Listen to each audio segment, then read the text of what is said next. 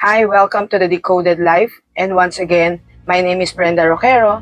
And right now we will going to unpack the truth behind the influence of AI and the danger of it, especially sa ating mga believers or Christian believers.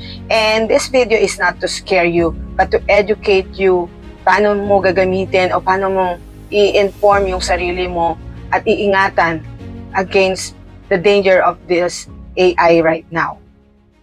So, let's be honest. Lahat tayo ngayon sanay na sa instant, right? Instant noodles, instant coffee.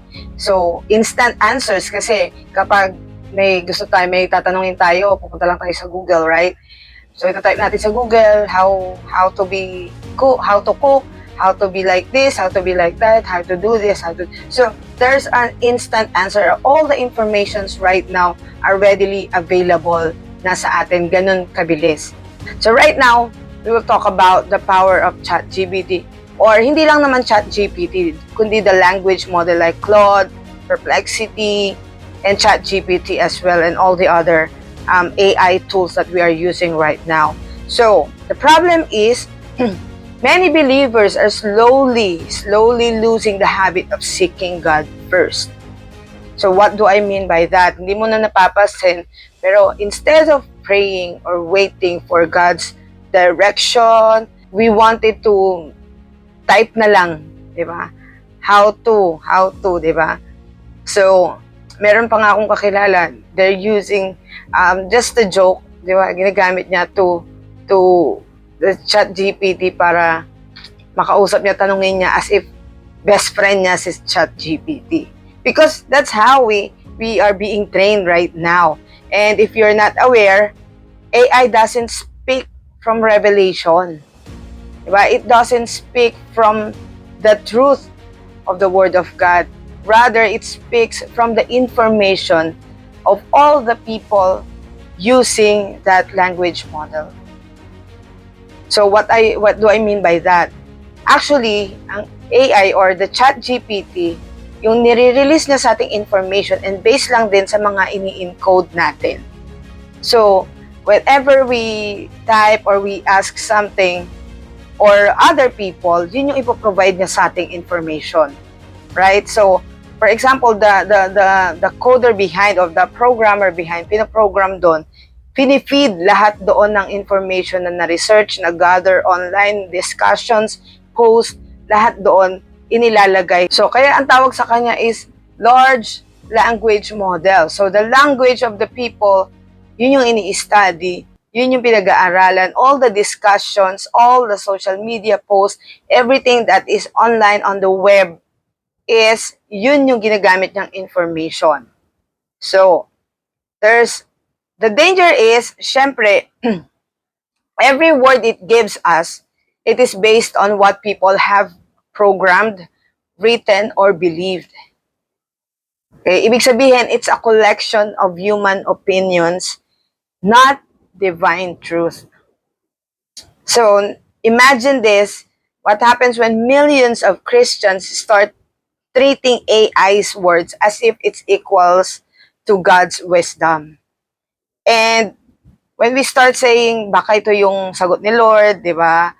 And just because it sounds smart or logical, minsan na-amaze tayo. And I, for myself, as an experience, I've just realized, siguro month ago, na meron akong tinatanong, parang ganon. Tinatanong, Lord, ano ibig sabihin na ito? Ganun. And I just saw myself na, oy, wait lang. Nag-type ako, ChatGPT, what is the meaning? So, I just saw myself, na-realize ko, oh my God, sabi ko, this is not the way. So, agad-agad, naging aware ako doon.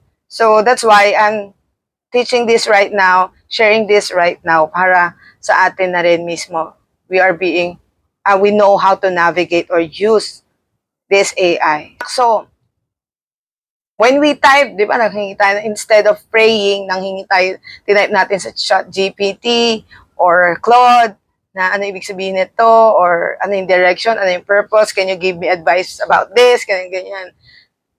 The danger is, that's how the deception starts.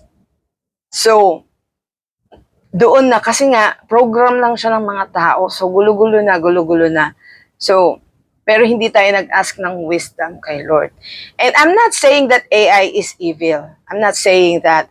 But because nag-i-stop na tayo to really seek the counsel of God, to really seek yung word ng Lord sa atin personal, right? And sabi sa Proverbs 3 verse 5 to 6, trust in the Lord with all your heart and lean not on your own understanding.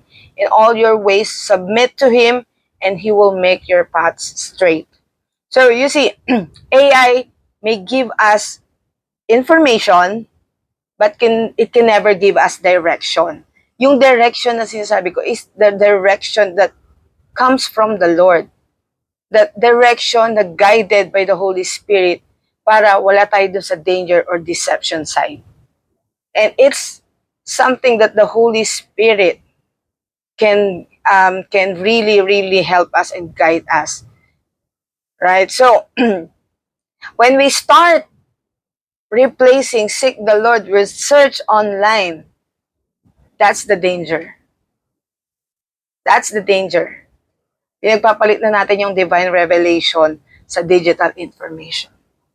And I can say because I've been into working in the industry of holistic wellness, coaches, consultants. So we are all using different kinds of AI. And all this information of billions of people who are using AI ito yun din yung finifeed natin kay ChatGPT or sa language model na yan. Right? So, sabi doon, if anyone lacks wisdom, we should ask God who gives us generously. So, kaya ngayon, ang labanan ngayon is the patience of the people, of specifically Christian, yung patience ng seeking God or yung diligence in seeking God's counsel. Kasi nga, unti-unti na tayong natatransform or na unti-unti na tayong na-influence to use AI that instantly. Right? So, if we are not careful, it can train us to stop being dependent on God. Praying in the morning and waiting doon sa word ni Lord or sa revelation ng Lord. Waiting and walking in the divine direction. So, and actually, if you will notice around you, the world is already being shaped by algorithm. And what you see, what you believe, what you follow, kung hindi tayo marunong mag-discern, will be shaped by data instead of destiny. So that's the dangerous side of AI right now. So that's why this generation needs to go back. Di ba? Kailangan nating bumalik doon sa waiting on the Lord, not just searching online. And right now, the Gen Z is in danger. Kaya marami tayong nababalitaan ng mga suicidal thoughts, ng mga kung ano-anong crimes tumataas. Tapos pababata ng pabata yung dumadanas ng mga anxiety, ng suicidal. Bakit? Because of how the society shaped the minds of Gen Zs right now. And if we're not careful, makikita natin yung nakakalungkot na effect ng mga ganito because nawawala tayo dun sa pinaka-original design sa atin ng Lord, which is to seek God first and His kingdom and His righteousness. Right? So, yun yung pinakauna. Love the Lord your God with all your heart, with all your mind, with all your soul. Yun yung pinakauna. Yun yung pinaka-importante sa lahat. That's why we are being taught na isik talaga natin si Lord. We should pray, we should meditate the Word of God, we should read the Bible. Diba? So, before you type, again, first, ask the Holy Spirit. Be in silent mode, ask the Holy Spirit, and let the Spirit of the Lord guide you, right? And if this message spoke to you and want you to learn how to live with wisdom, discernment, and kingdom mindset in this digital generation, don't forget, subscribe ka lang. And every week, we will talk about leadership, purpose, and biblical wisdom to help you navigate life in today's trend, in today's digital economy, in today's AI generation. Let's educate ourselves. And if you have any questions that you're needing help, you can comment down below, and I'll do my best to ask God about that something that you are asking, to help you at least shine a light on you through the Word of God. Yun lang. And don't forget to subscribe and hit the notification bell para lagi kang updated. Bye-bye.